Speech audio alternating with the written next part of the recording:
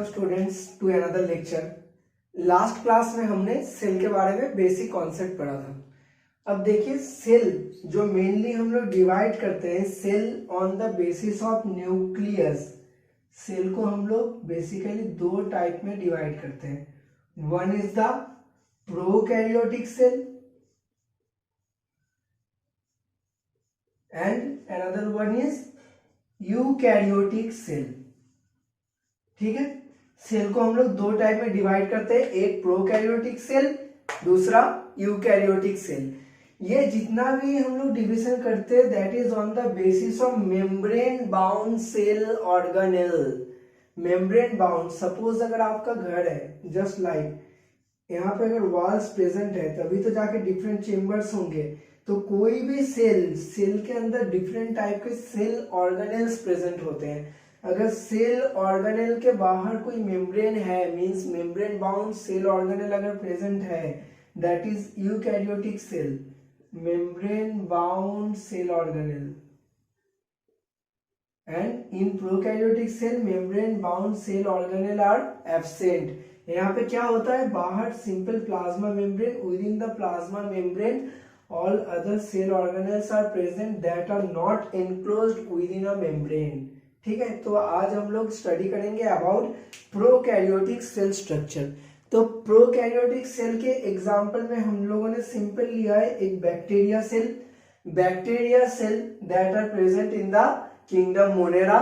ये best example है एक प्रोकैरियोटिक सेल का। Pro means primitive, karyon is basically word associated with nucleus means cell with a primitive type. Basically यहाँ पे nucleus नाम का कोई नहीं होता बिकॉज यहाँ पे कोई मेम्ब्रेन बाउंड सेल ऑर्गेनेल नहीं है।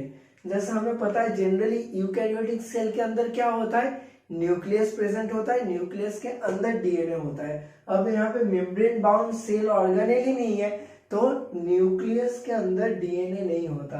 अब अगर हम बेसिकली देखें तो देखो क्या क्या प्रेजेंट होता है। सबसे ज्यादा the outer most layer of the bacterial cell is known as cell wall.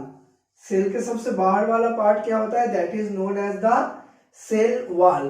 Within the cell wall क्या होता है, एक मेम्ब्रेन प्रेजेंट होता है जो पूरे सेल को एनक्लोज करता है, that is known as the plasma membrane और सेल मेम्ब्रेन। ठीक है, अब यहाँ पे देखो एक प्लाज्मा मेम्ब्रेन या सेल मेम्ब्रेन इनवेजिनेट होता है inward within the cell. देखो बाहर सेल वॉल, अंदर सेल मेम्ब्रेन या प्लाज्मा मेम्ब्रेन का एक इनवर्ड इंटेंशन होता है that is known as the mesosome. Okay, mesosome के साथ अटैच्ड होता है जो न्यूक्लियस नहीं होता है यहाँ पे। इसलिए क्या होता है, ये जो डीएनए प्रेजेंट होता है, DNA within the prokaryotic cell is known as nucleoid. This is also known as naked DNA. तो ये आप लोग ध्यान रखना term within the prokaryotic cell जो डीएनए प्रेजेंट होता है उसको हम लोग क्या बोलेंगे, न्यूक्लियोइड। और न्यूक्लियोइड मोस्टली प्रोकैरियोटिक सेल में मेसोसोम के साथ अटैच होता है। नेक्स्ट देखो यहाँ पे other membrane bound cell organelles क्योंकि एब्सेंट है तो यहाँ पे क्या प्रेजेंट होता है, राइबोसोम। ठीक है, राइबोसोम ये जो स्मॉल डॉट्स प्रेजेंट है and the matrix within which the dots are present is known as cytoplasm. तो साइटोप्लाज्म क्या है, cytoplasm is a liquid media gel like जिसके अंदर अदर सेल ऑर्गेनेल्स प्रेजेंट है। और कुछ बैक्टीरिया सेल्स के अंदर क्या होता है, extra cellular chromosomal DNA present होता है that is known as the plasmid which is mostly circular. अब ये प्लाज्मिड क्या है, सोचो इस बैक्टीरिया का ये खुद का डीएनए है। ये क्या करता है, बैक्टीरिया के जितने भी अदर सेल ऑर्गेनेल्स है सबके लिए ये एनकोड करता है।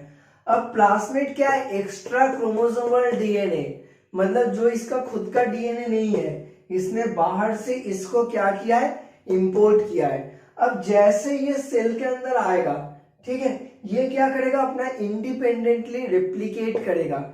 ये कुछ एक्स्ट्रा एडवांसमेंट प्रोवाइड करता है टू द बैक्टीरिया सेल।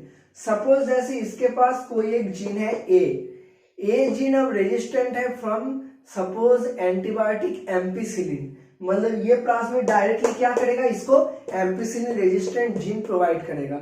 तो समझ में आया प्लाज्मिड क्या है? प्लाज्मिड क्या होता है? Extra chromosomal DNA that can replicate within the bacterial cell independently and provide some advancement to the bacterial cell।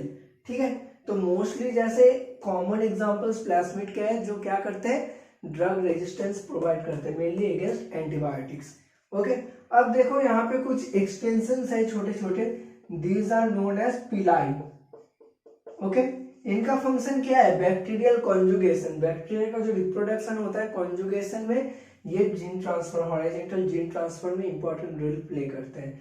और इसके अलावा एक और जो मूवमेंट के लिए पार्ट है that is known as the flagella. Flagella क्या करता है? Helps in the movement of bacteria.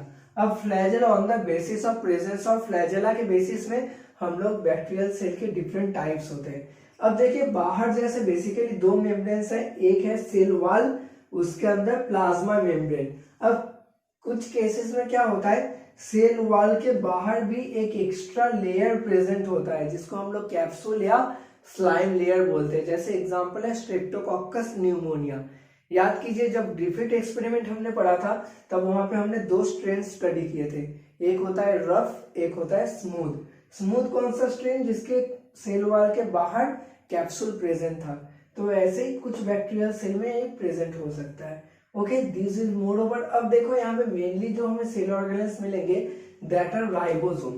सोचो सेल के अंदर सबसे ज्यादा अमाउंट में कौन सा बायोमोलिक्यूल होता है? प्रोटीन। ठीक है, अब प्रोटीन सबसे ज्यादा है तो प्रोटीन बनाने वाला सेल ऑर्गेनेल भी प्रेजेंट होगा। प्रोटीन कहाँ पे बनता है? राइबोसोम के अंदर। बट यहाँ पे याद रखना आप कि जो राइबोसोम होता है that is of 70S type. S means Svedberg unit, जो हम डिटेल्स में बताएंगे राइबोसोम के टाइम। तो राइबोसोम होता है 70S टाइप। यहाँ पे प्लाज्मिड हो सकता है that is extra chromosomal DNA. कुछ एक्सटेंशंस होते हैं that are known as the pili और सेक्स पिलाई हेल्प इन कॉन्जुगेशन। इसके अलावा क्या होता है? फ्लैजेला होता है जो क्या करता है? Helps the bacterial cell in movement. Mesosome जो होता है that helps in bacterial site of respiration. जैसे यूकैरियोटिक सेल में माइटोकॉन्ड्रिया है वैसे ही बैक्टीरियल सेल में मेसोसोम। ओके, इसके अलावा न्यूक्लियोइड होता है, राइबोसोम जहां पे प्रोटीन प्रोड्यूस होता है, plasma membrane basically gel like. और इसके अलावा और क्या होता है? Cell wall. Cell wall is the outer most. Okay, और सेल वॉल के अलावा भी और क्या प्रेजेंट हो सकता है? Slime layer. तो ये सिंपल एग्जांपल है ऑफ अ प्रोकैरियोटिक सेल, जिसका बेस्ट एग्जांपल है क्या? Bacterial cell. ये बेसिक सिंपल सा स्ट्रक्चर, क्योंकि देखो जैसे जैसे हम प्रोकैरियोट से यूकैरियोट की तरफ जाएंगे the cell becomes more and more advance and more complex. तो आपको बेसिक पहले समझ में आना चाहिए। इसके बाद आता है comparative study between prokaryotes and eukaryotes, जो हम लोग स्टडी करेंगे नेक्स्ट क्लास में। Okay, that's all for today. ये क्या है? Structure of prokaryotic cell.